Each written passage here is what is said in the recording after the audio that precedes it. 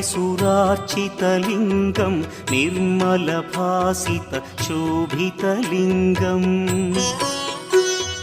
जन्मजदुःखविनाशकलिङ्गं तत्प्रणमामि सदा शिवलिङ्गम् देवमुनिप्रवरार्चितलिङ्गं कामदहन करुणाकरलिङ्गम् रावणदर्पविनाशकलिङ्गं तत्प्रणमामि सदा शिवलिङ्गम्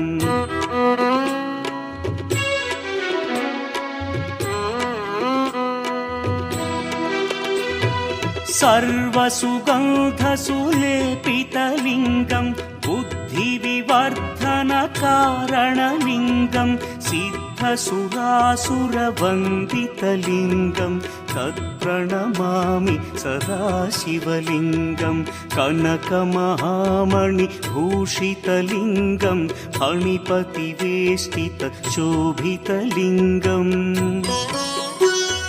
दक्षसुयज्ञविनाशनलिङ्गं तत्प्रणमामि सदा शिवलिङ्गम् कुङ्कुमचन्दनलेपितलिङ्गं पङ्कजहार सुशोभितलिङ्गम् सञ्चितपापविनाशनलिङ्गं तत्प्रणमामि सदा शिवलिङ्गम्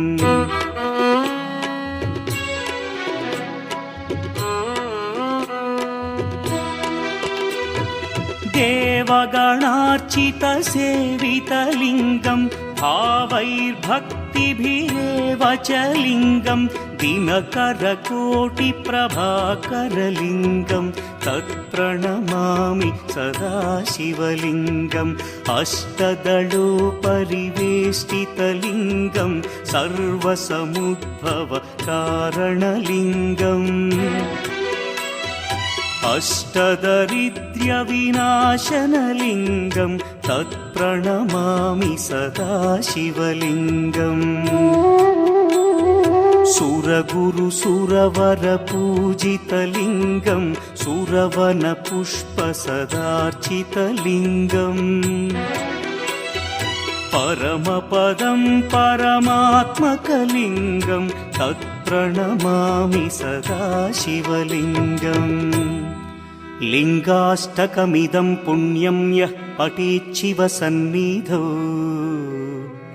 शिवलोकमवाप्नोति शिवेन सह मोदते।